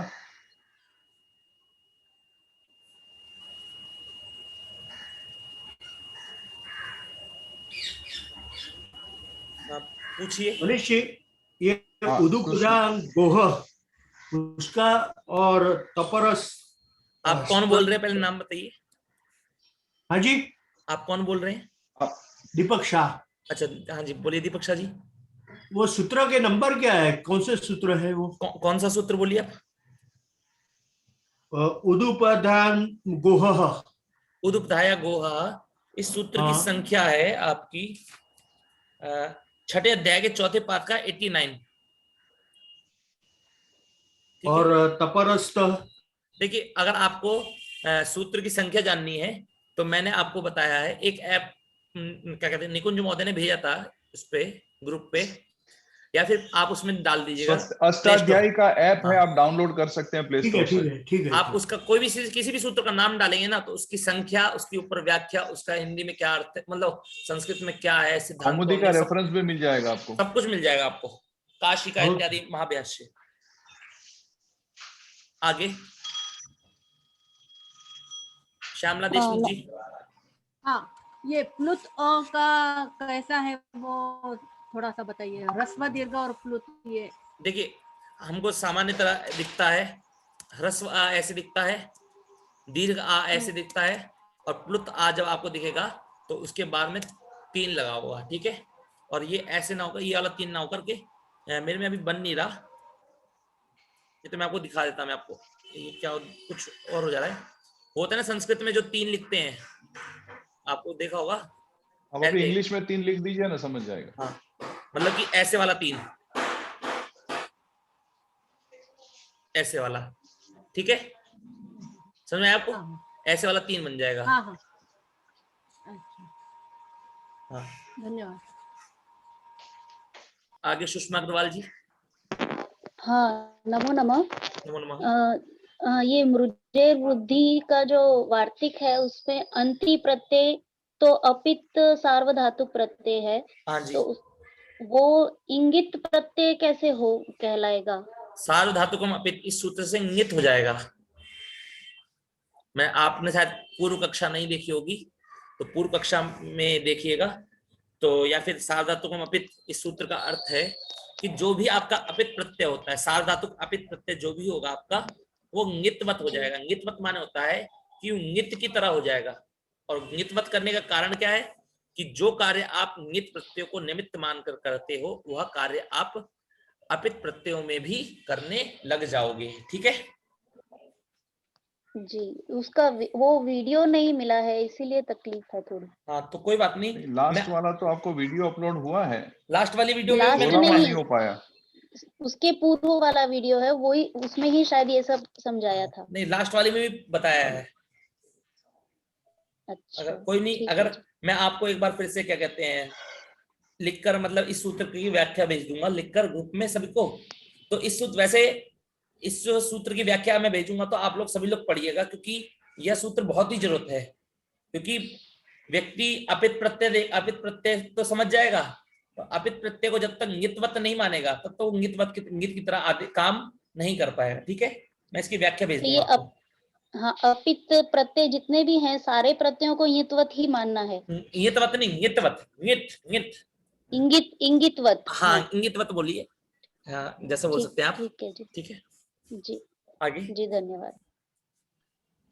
नूतन महोदय, हाँ, मिथुन सर महोदय जब ये वदतु। ये जब रूल बताया था उदुपदाया गोह, तो मुझे दिमाग में ईत ऊत एक द्विवचनम प्रग्रह्यम आया था, जी और जी। मुझे लगा कि इस सूत्र के साथ कुछ लगा हुआ जुड़ा हुआ उसका भी अर्थ आएगा, तो वो इसमें क्यों नहीं लाए हैं अपन? देखिए ईदु द्विवचनम प्रग्रियम जो सूत्र है आपका, जहाँ ऊत आया, हाँ, ये आपका ईदु द्विवचनम प्रग्रियम, ये प्रग्रिय संज्ञा करता है, ठीक है। और किसकी करता है? अच्छा। तो ईत ऊत, ठीक है। ईत ऊत ओत की। ईत मतलब हो गया दीर्घ ई, ठीक है। तो कैसे हाँ। दीर्घ ई की? तो कहते हैं कि द्विवचन में आपका यदि दीर्घ ई बनता है, द्विवचन में आप जब द्विवचन का प्रयोग करेंगे तो आपका उसमें दीर्घ ई है, और उसके बाद में तो उसकी क्या हो जाएगी? प्रग्रिय संज्ञा हो जाएगी। ईदु द्विवचनम प्रग्रियम। जैसे कि आपको प्रग्रिय संज्ञा दिखाता हूं मैं आपको। जैसे आपका शब्द है ऊपर हरि, हरि ही बनता है पहले, दूसरे में क्या बनता है? हरि, हरि, और तीसरे में हरयः, ठीक है। अब इस सूत्र में देखिए, ईत दूध एक द्विवचनम प्रग्रियम, क्या द्विवचन में सबसे पहले क्या पकड़ना है? वो द्विवचन पकड़ना है। तो द्विवचन क्या है हमारा? हरि, द्विवचन हरि। तो हरि यदि द्विवचन में आपका दीर्घ ई है तो उसको क्या हो जाएगा? उसकी प्रग्रिय संज्ञा हो जाएगी, ठीक है। हाँ, इतना समझ में आया? अभी इतना ही है, आपने थोड़ा मैंने बताया इसलिए क्योंकि उसमें ईत पड़ा है ना, उसमें ईत पड़ा है, ईत। तो ईत पढ़ने का कारण ही है कि दीर्घ ई होगा द्विवचन में, तभी होगी। अगर केवल ई पढ़ते तो आपको ह्रस्व ई भी लेने लगती आप, और दीर्घ ई भी लेने लगती। तो केवल दीर्घ ई ही लेना है, इसलिए हमने उसमें त लगाया है, ठीक है। आपका हो गया क्लियर? लेकिन हाँ पूछिए। हाँ, ई का समझ आ गया, ऊत का भी ऐसा कुछ नहीं होगा? हाँ, ऊत का भी है। गुरु गुरु गुरुवाहा ले लीजिए आप। ईत ई, हाँ, गुरु हो गया आपका, गुरु गुरु, और गुरु गुरु, हाँ, गुरवाहा। गुरु। अब देखिए इसमें दीर्घ उ है कि नहीं है द्विवचन में? तो इसकी भी प्रग्रिय संज्ञा हो जाएगी। अब प्रग्रिय संज्ञा का फल क्या है वो, और गुरु, हाँ वो बाद में बताऊंगा, ठीक है आपको मैं। गुरु गुरु, ठीक है, आप इस कक्षा का वो विषय नहीं है। ओके, ठीक है, क्योंकि ऊत आया था तो मुझे लगा। बिल्कुल बिल्कुल, जी बिल्कुल, ठीक है ठीक है। ये किसका उदाहरण हो गया? ये तपरस तत्कालस्य का उदाहरण हो गया। युगल महोदय पृच्छतु कृपया। हरि ओम महोदय। नमो नमः। युगल महोदय हाँ जी महोदय। प्रश्नमिच्छति वा? बोलिए महोदय। नमो नमः। नमो नमः महोदय। महोदय ये आपके जो आपने 50 क्वेश्चन भेजे थे हम लोग को ये जी, उसमें 46 क्वेश्चन था व्यंजन संधि किस स्थिति में होती है जी। उसका आंसर आपने चौथा दिया व्यंजन अधिकम व्यंजन। जी, ये व्यंजन संधि होती है जी। ये सत्य तो, लेकिन मतलब अर्ध सत्य मालूम पड़ता है हमें, क्योंकि बिल्कुल बिल्कुल सही, अर्ध सत्य है ये, अर्ध सत्य है ये, सामान्य है, ठीक है। कि जरूरी नहीं होता कि ये जो संधि होती है ये व्यंजन और व्यंजन, अच संधि तो निश्चित है, अच संधि निश्चित है कि व्यंजन स्वर और स्वर में मिलने पर ही होगी, पर व्यंजन संधि निश्चित ये तो है कि व्यंजन और व्यंजन मिलने पर होती है, पर कभी कभी व्यंजन और स्वर मिलने पर भी होती है। तो जब ऐसी ये जो स्थिति होती है उस स्थिति को हम पदांत कहते हैं, ठीक है। वो पदांत में होती है ऐसी स्थिति। क्या कहते हैं? पदांत, पद के अंत में, पद के अंत में। जैसे कि देखिए, अच्छा जी, आपको, आप सभी लोगों को दिख रहा होगा दिक है, ठीक है, दिक होता है, दिक माने होता है दिशा। एंग पदांत आदति में, एंग पदांत आदि नहीं है सूत्र ये तो एंग पदांत आदि सूत्र आपका वो उसमें लगता है अच संधि में, ठीक है। अब अंबरहा है पूर्व रूप में, हाँ पर रूप में नहीं, हाँ पूर्व रूप में, पूर्व रूप में दिक प्लस अंबरहा है। अब ये दे दीजिए, यहाँ पर क है और यहाँ पर क्या है? आ है। तो यहाँ पर इस आ से इस आ को निमित्त मान करके कोई कार्य नहीं होगा, इस आ को निमित्त मान करके कोई कार्य नहीं होगा। किसको होगा? पद के अंत को निमित्त मानेंगे, ठीक है ना। तो यदि कोई व्यक्ति ये भी कहे कि अच को निमित्त मान करके होती है तो कहीं कहीं हो सकती है, पर लेकिन पदांत को निमित्त मान के होती है कि पद के अंत में यदि पहला वर्ण हो, पद के अंत में यदि कोई भी वर्ण हो, कवर मतलब कवर हो, चवर हो, टवर हो, तवर हो, उनका पहला दूसरा तीसरा कुछ भी हो तो उसको तीसरा होता है, उसको क्या होता है, तीसरा होता है। तो का को क्या हो जाएगा, गा हो जाएगा तीसरा, ठीक है। तो बन जाएगा दिगंबर, हाँ दिगंबर हो जाएगा आपका, ठीक है। अब ये आप ये सामान्यता है, आप बिल्कुल सही कह रहे हैं। सामान्य मैंने वो सामान्य, अगर कोई पूछे तो व्यंजन और व्यंजन मिलने पर व्यंजन संधि होती है, इसलिए मैंने कहा, एक दो लोगों का प्रश्न आया तो मैंने उनको यही बताया कि सामान्य है ये। अगर मैं विशेष लिखता, देखिए वैकल्पिक प्रश्न है ये, और वैकल्पिक प्रश्न में आपको ज्यादा चौड़ा करके नहीं बता सकते, ठीक है। आगे चलते हैं, किसी का और का प्रश्न? नहीं, जैसे महोदय इसमें भुआदेव धातव आपने बताया था, इसका अर्थ मेरे को समझ में नहीं आ रहा। केवल इस अर्थ ये है कि धातु पाठ में सबसे पहले धातु कौन सी है, भू, ठीक है। भू, तो कहने की भू जिसके आदि में है उस गण की क्या हो जाएगी, धातु संज्ञा होती है। समझ में आया कि धातु संज्ञा क्या मतलब? वा का मतलब आप यहाँ पर छोड़ दीजिए, आपको समझ में नहीं आएगा अभी, ठीक है। नमो नमः सर। हाँ जी, नमो नमः। मुझे ये पूछना था कि आज क्लास, इसका संधि विच्छेद क्या होगा भुआदियों का? महोदय अभी आपको मैं बताऊंगा आपको। अभी युगल जी रहने दीजिए क्योंकि क्लास लंबा हो जाएगा। ये पर्सनल महोदय, ये जो चीज है ना आप पर्सनल पूछ लीजिएगा। हाँ 1 to 1 कर लीजिएगा प्लीज। ठीक है। हाँ, मुझे जरा एक ही मिनट पूछना था। आज क्लास कितने बजे चालू हुआ? आज क्लास 9 बजे। अच्छा, तो मैं वेट करती रही, मुझे 9:17 को लिंक आया। मैम लिंक तो सेम ही है, यदि कुछ चेंज होगा तो नया लिंक मिल जाएगा। नहीं, लिंक मुझे आया ही 9:17 को। नहीं, वो सभी लोग बोल रहे थे, मैंने 2-4 मैसेज पढ़े कि लिंक नहीं मिला, इसीलिए मैंने लिंक फिर से भेजी थी। लेकिन लिंक वही होगी एज पर लास्ट क्लास। यदि कोई चेंज होगी तभी हम भेजेंगे, रोज भेजने की जरूरत नहीं है। ओके, धन्यवाद। धन्यवाद। और मनीष जी आप बहुत अच्छा सिखा रहे हैं, धन्यवाद आपका। God bless you. धन्यवाद। और दो लोग कर लेते हैं, स्वाति कोकम जी और दो लोग, स्वाति कोकम जी कुछ कहना? हाँ, नमो नमः अध्यक्ष जी। ये आप इन्होंने बताया अभी, वैसे ही मेरा भी प्रॉब्लम हुआ कि लिंक वही नहीं थी। लिंक मैंने एंटर किया तो पासकोड पूछ रहा था, तो पासकोड तो है नहीं ना हमारे लिंक के साथ। मैंने आपको वही भेजा था। देखिए उसमें लास्ट हम लोग ने क्लास की थी, उसमें पूरा लिंक हम लोग ने पूरा चेंज कर दिया था, कुछ प्रॉब्लम हुआ था। हाँ, तो वो पूरा चेंज किया हुआ लिंक ही मैंने इंटर किया, फिर भी वो पासपोर्ट पूछ रहा था। तो बाद में आपने जो 17 को भेजी ना, उसमें पासपोर्ट नहीं पूछा, उसमें सिर्फ नाम पूछा, तो इसके लिए लेट हो गया। मुझे भी ज्वाइन लेट कर पाई मैं ऐसा। हाँ भगिनी, मुझे भी सेम प्रॉब्लम आया था, पासवर्ड मांग रहा था। यदि कोई दिक्कत आए तो आप उस लिंक से, अभी जो लिंक भेजा गया है आप इस लिंक से अगली बार कक्षा में एंट्री करिएगा, ठीक है। धन्यवाद। हाँ जी। और फिर आगे मिले या नहीं मिले, लेकिन ये लिंक आपका रहेगा फाइनल। चेंज होगा तो आपको नई लिंक मिल जाएगी। और आप लोगों में से जिन लोगों ने वीडियो नहीं देखी है वो वाली 50 प्रश्नों वाली, आप लोग जरूर देखें, क्योंकि उसमें आपकी कक्षा संबंधी ही प्रश्न है और वो आप लोगों को निमित्त बनाकर ही हुई है। उसमें देखा होगा आप लोगों ने जितने भी प्रश्न आए हैं वो सब आपको पढ़ाए जा चुके हैं, ताकि आपका ये अभ्यास हो सके, इसलिए आप लोग जरूर देखिएगा। और कोशिश करूंगा आज मैं अष्टाध्याय की प्रथम पाद की वीडियो डालूं, ठीक है महोदय। मनीष सर, धन्यवाद महोदय, बहुत आपने पढ़ाया और बहुत धन्यवाद। अभी आप शांति मंत्र करें प्लीज।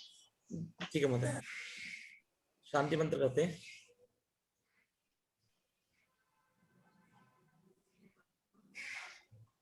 ओम भद्रं कर्णेभिः शृणुयाम देवाः